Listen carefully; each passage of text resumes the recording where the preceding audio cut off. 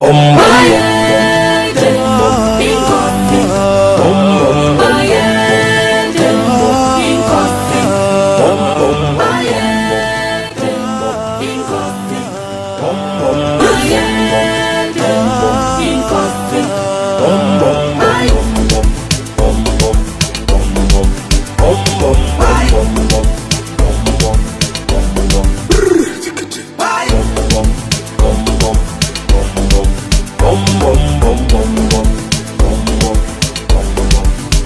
man of bravery, kaukweka seke kwaha. Be a man of bravery, kaukweka seke kwaha. This is what you are, kaukweka sahoka. This is what you are, kaukweka sahoka. Be a man of bravery, kaukweka seke kwaha. Be a man of bravery, kaukweka seke kwaha. The National Skills Competition Ongwediva 2023 Skills Conference is a significant event dedicated to enhancing youth development and empowerment in Namibia by, amongst others, improving the technical vocational education and training better known as TVET. A very good evening and a warm welcome to yet another exciting edition of Skills Talk here on NBC One. My name is Denver Kisting, alongside Tate Peter Mbwale, our sign language interpreter for this episode. We're coming to you live from the Trade Fair Center here in Ongwediva in the mighty Oshana region. Now, tonight we take a look at embracing the fourth industrial revolution for youth development acceleration as a theme for this evening's discussion. And to help me unpack this very important matter, I'm joined by an esteemed panel. Dr. Lisha Mundia, Director of Research and Innovation in the Ministry of Higher Education, Innovation, Technology and Innovation. Good evening to you, Doc, and welcome to Skills Talk. Good evening, Eva. We are equally delighted to be joined this evening by Mr. Martin Wilkinson, Senior Technical Expert, Deutsche Gesellschaft für internationale Zusammenarbeit, Conference Facilitator. Good evening, sir, and welcome to Skills Talk. Good evening, Denver. It gives me great delight to have in our company as well Mr. Richard Kambinda, Center Manager, Zambezi Vocational Training Center. Good evening to you, sir, and welcome to Skills Talk. Good evening. Welcome. I'm equally delighted to welcome to the platform this evening Madame Mercy Situmbeko, Head TVET Training Center, Nampower. Good evening to you, Madame, and welcome to Skills Talk. Thank you so much and good evening. Now, before we get into the nitty-gritty of this evening's conversation, before we unpack all the exciting details, let's take a look at the following insert depicting some of the highlights at the conference today.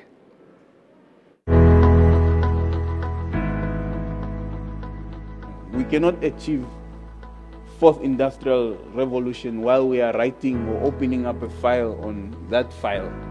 If I go to another doctor again, you need to open up another file. So all of that needs to lie somewhere. I think government has started working on it. I'm very aware of that, but so we are moving.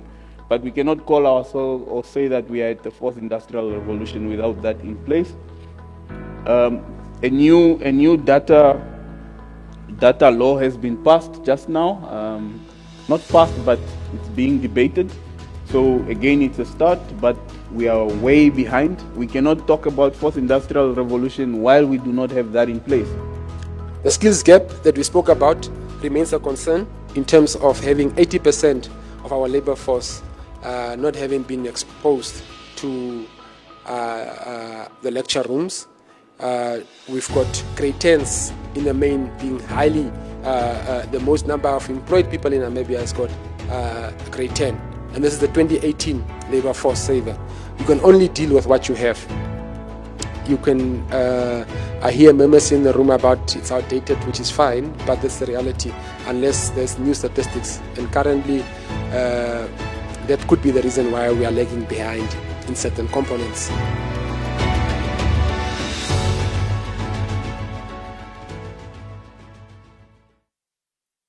Welcome back. You tuned into Skills Talk here on NBC One, also live on the NBC Digital News Facebook page, as well as the NTA Facebook page. Now, for those of you struggling to juggle between NBC 1 and 2 this evening, because what we do know is that Namibia is playing Uruguay in France at the moment, and although the Windhoek Draft Velvichas were doing very well until very recently, when I checked just now, it was the 57th minute, and Uruguay was leading, unfortunately, 26-23, but I believe there is still hope. So that is as far as the proceedings on NBC 2 are concerned, but here on NBC 1, we are talking on Skills Talk about embracing the fourth industrial revolution to ultimately empower our young people. Gentlemen and lady, you were all speakers, participants, delegates at the conference today. In particular, some of you will still speak during the course of the week. Having heard some of those speakers, particularly the renowned economist who goes by the name of Salamo Gaza Hey, what do you make of the sentiments that he expressed? Perhaps we could start with you, Doc. Yeah, just to really unpack the skill, the aspect of course, grade 10 being the highest recruited. I think we have had that trend since independence, and it will be interesting to also listen to what job category that would be. But what is confirmed and what statistics will tell you is that we have graduated almost majority of Namibians now possess a degree. Your unemployment rate, your highest unemployment rate, we have skilled them. We have policies in place to reskill for those interested, and of course, it is a good comment from from a perspective of government, because then it means our university should and our technical colleges and centers should again reskill and introduce, of course, new programs for those who are recruited with grade 10. I think that will my take on that comment. What I hear you say, Doctor, is acknowledge that we've made strides from grade 10 recruitment to university degree recruitment. But what we do know, as far as unemployment is concerned, particularly youth unemployment, and also if we have a look at young people graduated in TVET and being unemployed, that it is a lot more complex, it's a lot more layered, and it's part of what we will also unpack this evening. From your perspective, Mr. Wilkinson, what do you make of the sentiments that were expressed at the conference today? I think it's interesting, and it's I think, very positive, because even though we've got statistics that say that a lot of young Namibians are not entering tertiary education, if I was to increase that number, I would still be worried about the choices of subjects that they take, because I don't see that they're productive subtopics. They could be web design, they could be marketing, they could be business administration. Are you saying web design, marketing, and business administration are not productive? I'm not, but they are downstream from the people that are producing the furniture, people working on farms, producing food, processing food into Namibian products that we don't have to buy from abroad. So where's the opportunity, or there's a bigger opportunity for TVET, especially for vocational skills, to fill up the gap of the people that are studying for things that waiting for the money to be earned by the primary producers, the miners and the farmers and the woodworkers and the steel workers. The woodworkers also need someone to design their website, and do. they certainly also need someone to do their marketing for them. They Is that do. not so, Mr. Wilkinson? Well, it's a chicken and egg, so we still need the carpenters before somebody does the marketing. You can't market something that doesn't exist. So your take is that the chicken came first. Very well. Mr. Kambinda, talk to us about what your stance is on those sentiments that were expressed at the conference today, please. You know, for us as in TVET, we can only be grateful about the statistics. You know, people say numbers don't lie. And the study was done, and that's the result. It doesn't lie. But what I can also say is that from the aspect of TVET, we can only rejoice over that, because it would mean majority of that grade 10 would come from our sector. That's what it would mean in terms of if we have to look at it in a positive way. What seemed to be a problem for me is that as a country we have always been behind the advancement of technology. When we are now talking of the fifth revolutionary industrial revolution, we are still dragging behind implementation of the second stage of the fourth industrial revolution. And that's a concern for me. Why are you in such a hurry? Good question. I would say that as a country, we need to be focused when these things happen. We need to be ready for it. We shouldn't be developing laws today, because when somebody collects my data, my information, what does he do with my data? How is my information protected? So these are things that we should already be taking care of. We shouldn't be developing laws today.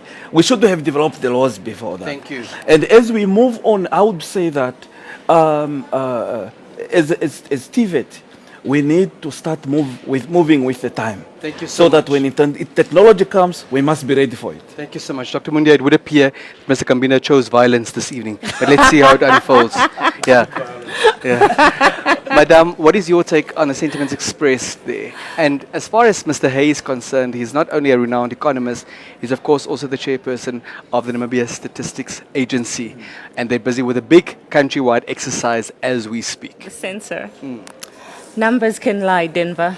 They can lie. They can lie. Mr. Kambina, you heard that? So as far as I'm concerned, where I'm from and in my industry, Nampower Electrical, look, I'm saying numbers can lie because 1 and 1 doesn't necessarily mean 2. It could actually mean 11. The reason why I'm saying that is we also come in from an area where experience is very, very important, and we've been busy implementing the recognition of prior learning, which is experience. Yes, the country comes from a background of grade 10s, where people could be, and then we have a lot of them. But we're doing something about that. I think most organizations are doing something about that through recognition of prior learning, recognizing them for their experience and then equating it to a grade 12, for example. So numbers can lie based on that, Denver. It's a contentious statement that I can't let go untested. If you are saying that numbers intermittently lie, what I'm hearing you say is that the context is important. And if those are the numbers premised on credible research, we must believe them, but it does not take away from the efforts that you just referred to that have been made, the strides that we need to acknowledge. So we can acknowledge those need not be mutually exclusive. You can acknowledge the strides and all the efforts. Yes. You can affirm how important the context is, but claiming that the numbers lie could result in much bigger problems, because we do need research and development as a critically important component so that we drive targeted interventions ultimately. Is that not so, Doctor? Yeah, I think the challenge we have, it's an aspect of time at which that data speaks to. You see, from academic point of view, either from a leadership point of view, education has reformed. She's coming from the TVET, the three of them. You graduate, in a year you graduate a TVET. In the next 2 years you graduate another level of the same. So if you refer to data of plus minus 4 years, 5 years ago, I think that's a context that we need to unpack, because, and I said in my statement, it will be interesting to read which fields are those recruitees, because that also matters. Because what I know, TVET has done quite a lot, because it has up to a community level what we call community center, TVET community centers. Thank you, So Doctor. that really also plays a role. The timing and the level of skill, the skill sets, and of course, which fields are those that Very well. Yes. Before we get carried away completely, tonight we'd like to focus on the extent to which we need to embrace the fourth industrial revolution, notwithstanding Mr. Kambina's concerns about the fourth industrial revolution, but to ultimately empower our young people. We do not want to take it for granted that everyone is on the same page about the fundamentals of what constitutes the fourth industrial revolution and what that means for the average Namibian. So, Doctor, could you kindly walk us through those, please? I think it's important to give a history. So the World Economic Forum, they assess what governments, countries gives them. We have had first industrial revolution, second, third. So the African economies, we are literary majority in the fourth. Yeah? But you should understand, it speaks, so in the fourth, it speaks to the core fundamental, which are your cyber physical systems relating to artificial intelligence, your robotic, your augmented, literally your coding, connectivity, which of course then can be where he comes in. We have recently, I think majority of us have read, Crane have started issuing licenses for fifth generation, you recall. So this is where he comes in. And I agree with him to say we need to move with time, because that's why sometimes I don't believe in policies, because we have enough. What we need to be doing is bringing policies that are relevant. Should we not be worried? Should we not be worried if an official of your stature in the Ministry of Higher Education, Technology and Innovation tells us on national television that at times you do not believe in policies? Yes, I can. You see, context. Should we be worried? Denver, context matter. Yes. So let me contextualize. Just very briefly. Very briefly. And as much as you concur with what he had expressed, if we do not fully grasp and use to our advantage the fundamentals of the fourth industrial revolution, are we not jumping the gun by wanting to speed towards the fifth industrial revolution, but lagging behind in so many areas? It will take time to reach the fifth. It will, believe me, because we don't generalize the population of Windhoek to the whole Namibia. If you go in Ohangwena, as we speak now, perhaps I can give you a summary. It will just be maybe 30% connectivity, high-level connectivity. That's one of the aspects that we certainly will get to, particularly the digital divide. Exactly. But let's spark that thought for the moment, please, Doctor. Mr. Wilkinson, from your perspective, from the overview and the expertise that you do have, which do you see as the primary hurdles that we need to overcome as a country in order to embrace the fourth industrial revolution for now, to drive youth empowerment? Okay. I think coming back to your chicken and your egg story. Park that, Mr. Wilkinson, please. I'm going to win the chicken argument there, I think. Because basically, like, my experience of TVET is a cycle, and it starts with research, and it starts with the input from industry. And industry, I think, presents a hurdle to us that we don't get enough participation in the TVET sector and at the Namibia Training Authority, that where industry is engaging and saying, you know what we need to do, we need to sit down and forecast and foresight, not just to know what it's going to do when it rains, but if it rains, what are we going to do? That's foresighting rather than forecasting. Before you proceed, what do you attribute this lack of engagement on the part of industry to? I think there's a bit of frustration, stress that companies, especially coming out of COVID, are getting back on their feet. There's a difficult economic situation, and when we ask companies for more information, more engagement, they're kind of like, yeah, but we're busy running our business. So it's kind of, there's a lot of very good players. Pukovitz, I can say, Gondwana, I can say, they're huge partners. No interest in those entities? I don't know. Okay. I declare no interest in that. I look at a camera and say it. But they've always been coming to the NTA and supporting, and I don't want to leave out any other companies that really support. But there's a whole plethora of SMEs out there that are specialists as well. When we look at SMEs, we kind of think of the average welder, the average house painter, an electrician. But there are specialist guys who still are under the criteria of SMEs, and they're specialists, but we don't get to see them. We don't get to see what their skills needs are. We don't understand how they're hiring and how they're training in-house. Thank you. And what we could do with more in-house training and building the strength of their own sector. Last night when we engaged the Deputy Executive Director of the Ministry of Higher Education, Technology and Innovation, he shared with us that spoke to the revised policy as far as work integrated learning in TVET sector is concerned.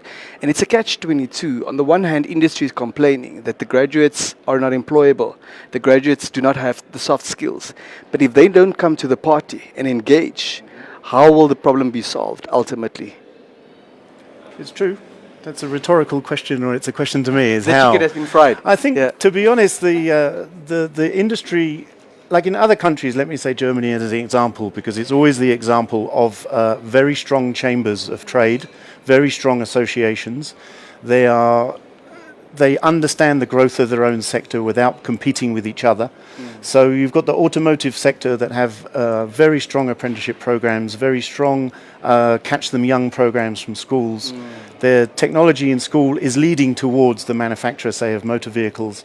And I think our economy, as small as it is, but as specialized as it is, Namibia's economy is a lot of suppliers and specialist kind of service agents, if you like. Thank you so much. Mr. Kambinda, I'm worried that I will fail in my duty if I don't give you this opportunity to help Namibians tuned in at the moment understand what are the key differences between the 4th Industrial Revolution and the 5th Industrial Revolution that you are so passionate about. For 5 marks, please. Tabulate the differences for 5 marks. Yes.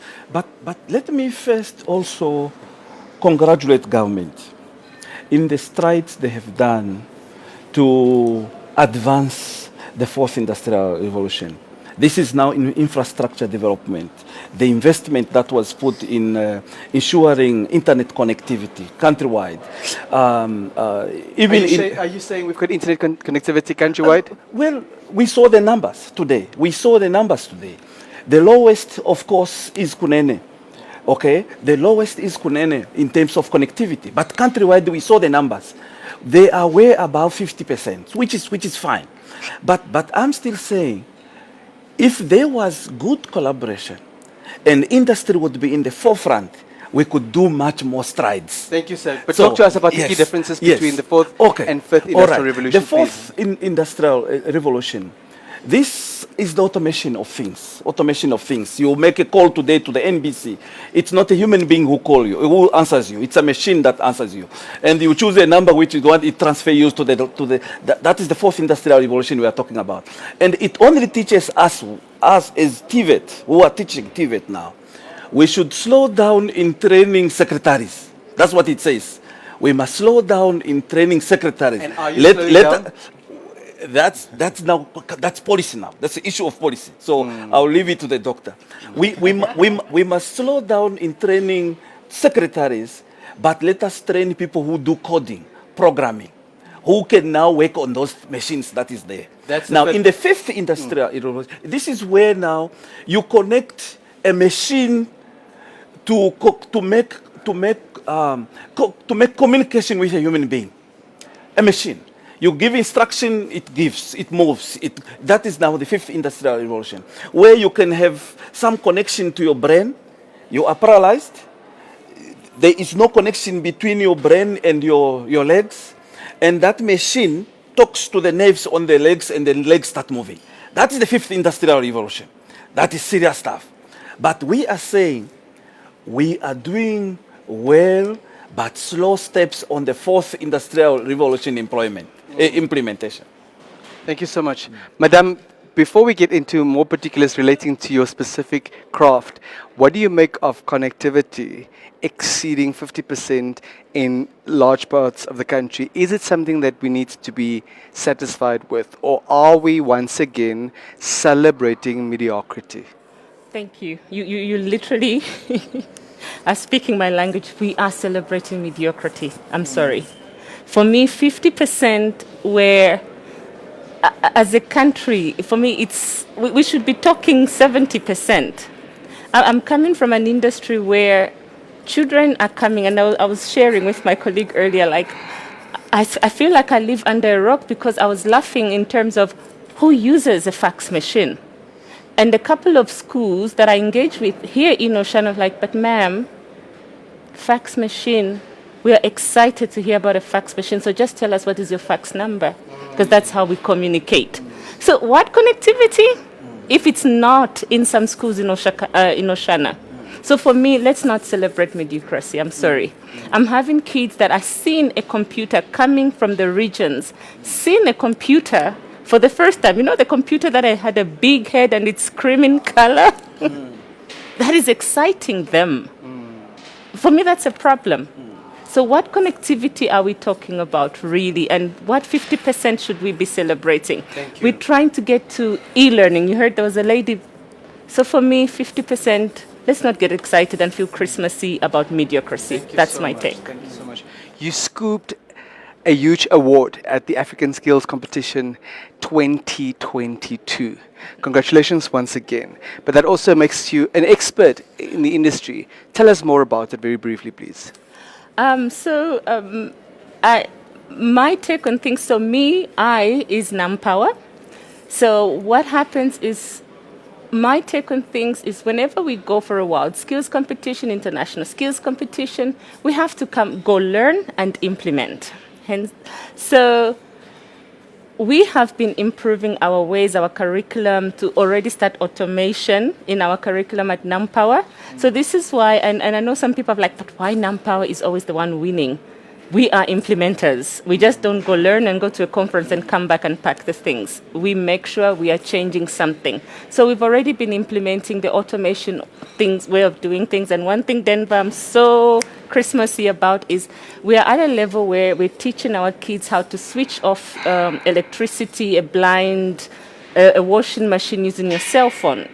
Exactly. I love the look on your face. So this is where I, as a head of a TVET, I want to be moving there. This is what I'm saying. If you're celebrating 50% of connectivity, and we've been taking part as Namibia since 2011, what have we learned? 2011 in World Skills Competition. What have we learned whenever we go to these places and come and implement? My take on it, as I go, I come and change. Small steps, but which makes a huge difference, and I'm so proud of that award. So You're feeling Christmassy about it. Very well, very well. Doctor, another term that's thrown around so often, and again, I'm often so worried that we leave some of our fellow Namibians behind by not engaging constructively and openly as we all proceed and hopefully proceed in the same direction.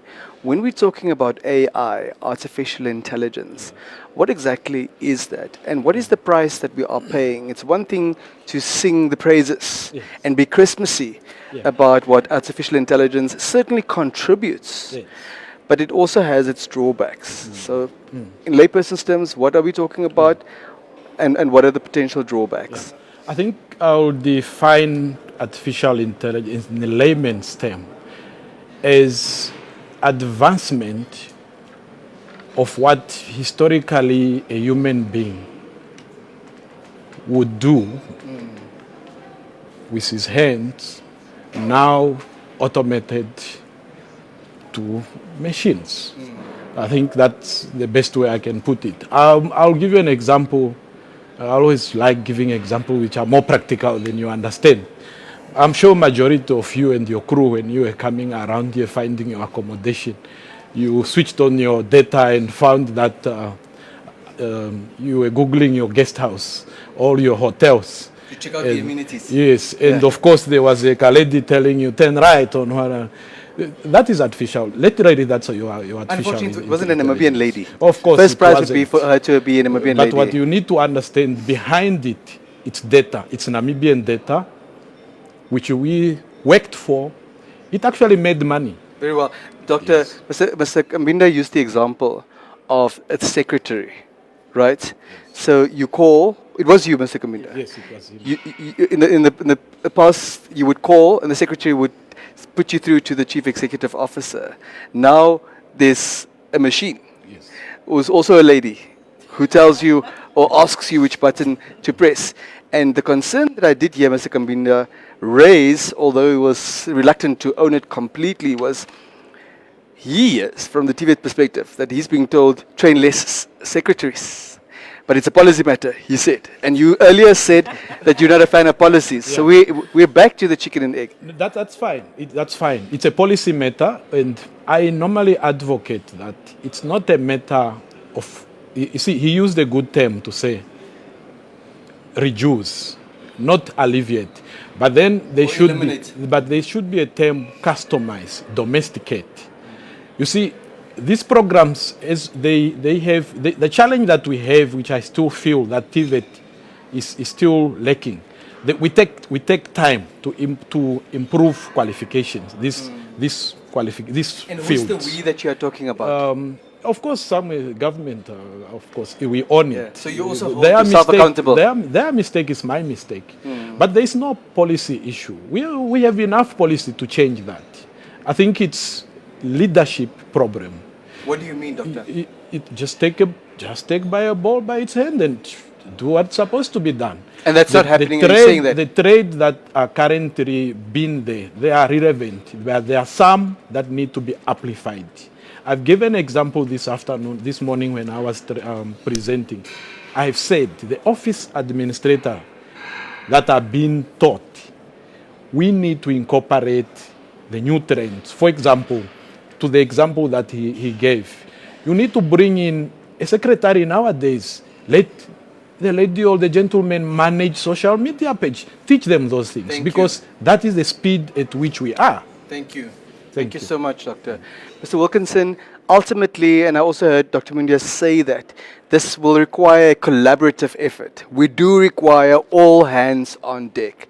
From your perspective, what role could and in fact should the private sector play to see to it that we embrace the fundamentals of the fourth industrial revolution to ultimately empower and develop our young people?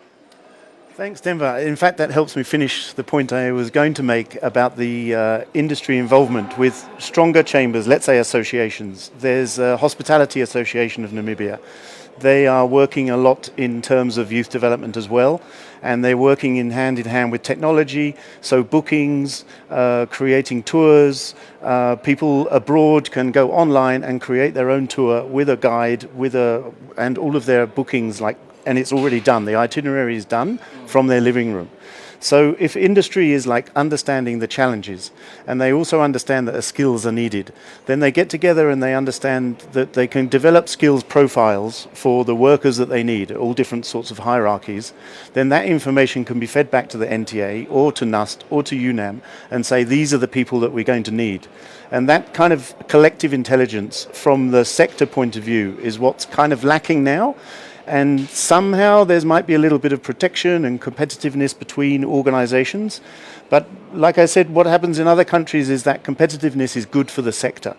So if you can work out a really good itinerary for thousands of tourists, I think we heard today that we're back to 50,000 arrivals a month or whatever, and a lot of those people are self-driving, a lot of those people know their itinerary, a lot of them have hired guides now because they like to be driven and they like to understand, not just to be looking at the road, but also look left and right a bit.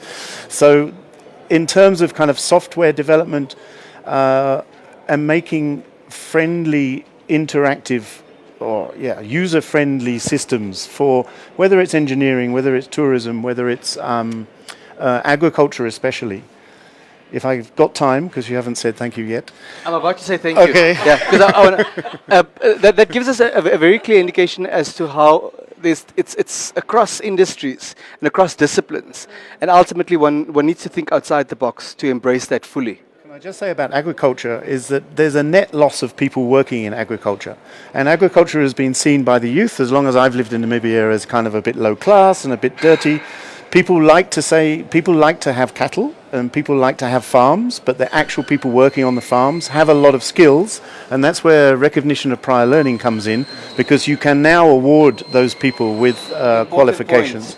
Important points. But now there's more technology coming into agriculture. We were hearing today that people can control their glass houses just from their phones. At ZVTC and Rundu VTC, there are irrigation systems that you can... Mr. Wilkinson. I just want to pose a note to our viewers. So we are coming to you live from the Trade Center here in Ongwediva in the Mighty Oshana region, and this is where the National Skills Competition is taking place. So the ambience that you hear in the background, those are students preparing for the national competition. Our sincere apologies if it interrupts with your listening quality at this moment. Thanks. So there's a lot of technology now that I think is attracting young people back to agriculture, because they can do things on their phone. You can have a cow giving birth in the bush. You don't know where it is, but there's sensors on the tail that'll tell your phone that this cow is now lying down and you need to drive to it and you rescue a calf. All of those things I say, I don't know if I'm allowed to say, but it's kind of like sexing up agriculture. It's like making it much more interesting for the youth. I don't own a farm, no. Okay, very well. Ms. Kambina, I'm very interested to hear what strides you have made as a center there in the Zambezi region. You are hastily heading towards the fifth industrial revolution. So what have you done as a center in terms of embracing the fundamentals of the fourth industrial revolution to ultimately empower your students? And to what extent are you busy implementing the fifth industrial revolution despite or without a policy? Never. I think the problem is that dreams are very cheap. And, you know, if you want to dream, you can dream. But I think the real matter on the ground is that whether it is the fourth industrial revolution or the fifth, the truth of the matter is that if we are to cry of unemployment today, it means it will be worse in that time. And so we need to get to the point where we diversify. We need those people that need to change, that need to change the way they work, the careers. They need to change that. And as a national institution, we are a little bit slow to change as a national institution. Private institutions, they can always run to the front. They can always run. They are easy to implement because for us, we are a public institution. We are much more regulated. We don't just change. And then from there we are regulated in that.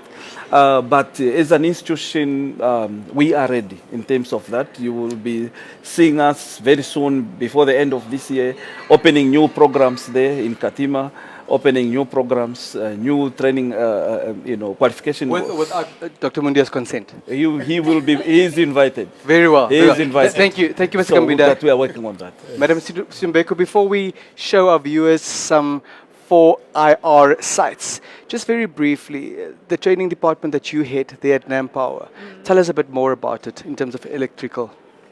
The Nampower Training Center, because we have a whole vocational training center, as much as we're also responsible for Nampower employees. What we do and why we are winning all the time, we always are revising our curriculum. We make sure that we are meeting what the industry requires. And it's the one thing that I wish, that engagement that Martin and my colleagues also mentioned in terms of the industry and NTA.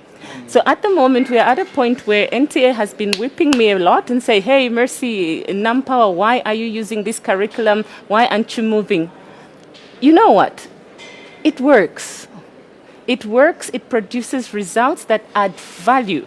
So sometimes we need to step back as a researcher, as let's say, Ministry of Higher Education, as a regulator, and wonder, are we changing just for the change, or to look like we're changing, we're adding value? It sounds like they're showing you no mercy. Oh, mercy, nothing. Yeah. Thank you so much, madam. Thank you so much. You are watching Skills Talk here on NBC One. Let's take a look at some of the fourth industrial revolution sites.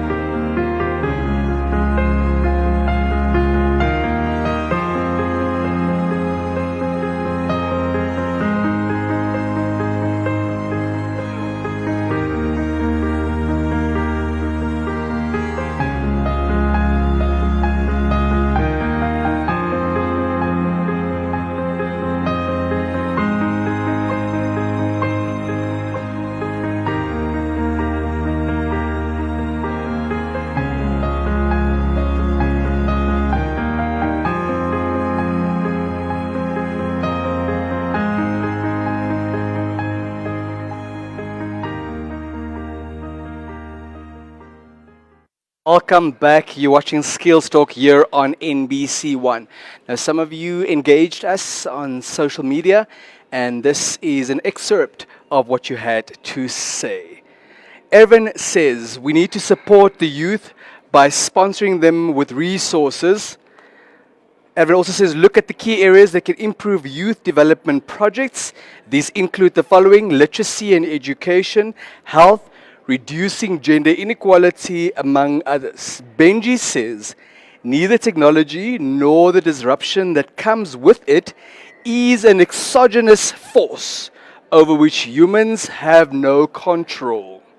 According to Benji, all of us are responsible for guiding its evolution in the decisions we make on a daily basis as citizens, as consumers, and certainly also as investors or potential investors. We should thus grasp the opportunity and power we have to shape the fourth industrial revolution and direct it towards a future that reflects our common objectives and values. Jonas says more investment in research and development is needed. Extreme Explorer had the following to say: an AI summit could spark innovative outcomes. Internet access remains limited for rural youth. Cough, cough. Affordable hardware and internet connection might help. The person also says free skills development programs for young people, especially in the value addition chain. The last comment emanating from Joel, who says, realizing, Doctor, the significance and impact of the revolution will certainly help us shift our perspectives towards it if we are to witness increased productivity, improved safety for workers and others. Just your very brief take on the interaction from our viewers, Doctor. Yeah, good insights, I should say. My biggest, I still come back to moving with time. There are a lot of bottlenecks, even if we get excited with connectivity. The aspect, Diva, of currently the gaps in our economy, the social status, that gap, it's a problem in this country. Thank you. And it hampers that connectivity. We can get excited with all this connectivity, but as long as the income level continue to just widen between the poor and the rich. It won't ever be Christmas. You will never go anywhere. I know we have youths that have benefited from the connectivity. They do social marketing, they get small funds here and sustain the family. But how equal is that to a kid in a village? Thank you very much. Just very briefly, your take, Mr. Wilkinson. I think your viewers and the commenters captured what we've been saying as well quite well. I think the public has a pretty good view, and the youth as well, on what they want from the TVET sector or training in general. They see people around the world. You know, our youth is more connected than ever now. They might have friends in China, they have friends in Russia, and friends in America, and they understand from TikTok and YouTube and whatever what they're doing there. There's kids who are surfing, and there are kids who are on skateboards, and there are kids who are grooming dogs, or whatever it might be. So the whole global information is coming to our youth, and we need to adapt to it quite fast. Thank you. Thank you so much. Mr. Kambina, your take very briefly, please. I want to appreciate the comments that were made by the viewers, and I want to believe if we are to introduce new programs like cyber security, if we can train people in that area, we would not fear, we will not go to sleep fearing that our bank accounts would be empty the next day because a bank would be hacked and then the money is gone. So we need to train people in those areas. Cyberspace. We need to train people into digital programming, data analysis. We need to start training people in those areas because those are the programs for today. Thank you very much. Madam Situmbeku, your very brief take. I agree. I think the You have gentleman... about 30 seconds, please. Jonas, research and we need research and development. This is what has been moving us as Nampower Training Center ahead. We go and check and we come and implement. And like he said, our youth are more in touch with what is happening next week, already they know it today. We need to keep up with the times. Ladies and gentlemen, we've unfortunately run out of time. You each now have 30 seconds to just, from your perspective, tell us what the way forward should be in terms of embracing, for now, Mr. Kambinda, the fourth industrial revolution's fundamentals, so that we drive youth empowerment. Your 30 seconds on the way forward.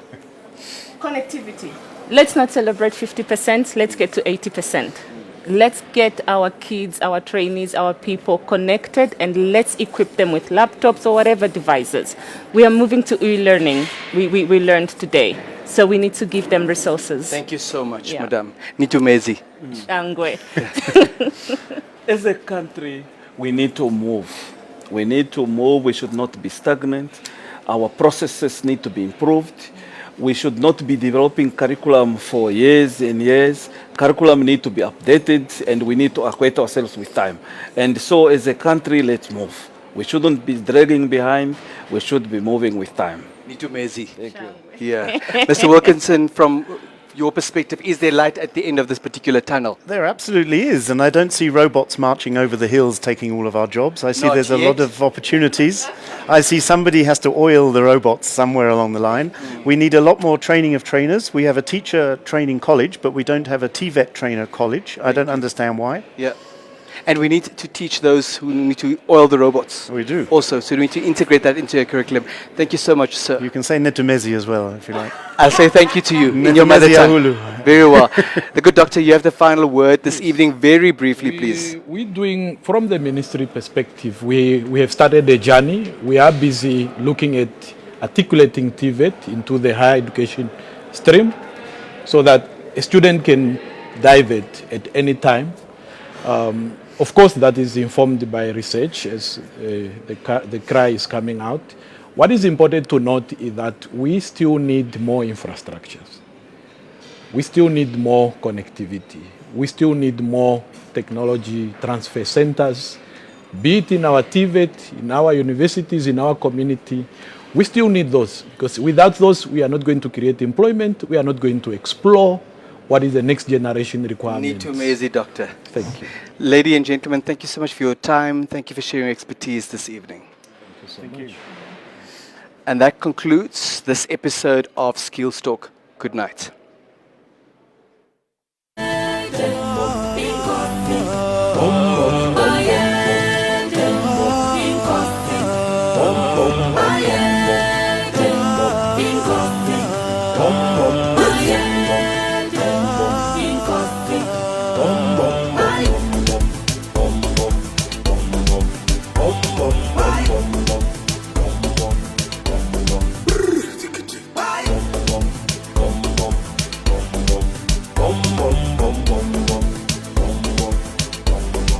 Be a man of bravery, kaukweka seke kwaha. Be a man of bravery, kaukweka seke kwaha. This is what you are, kaukweka sahoka. This is what you are, kaukweka sahoka. Be a man of bravery, kaukweka seke kwaha. Be a man of bravery, kaukweka seke kwaha. This is what you are.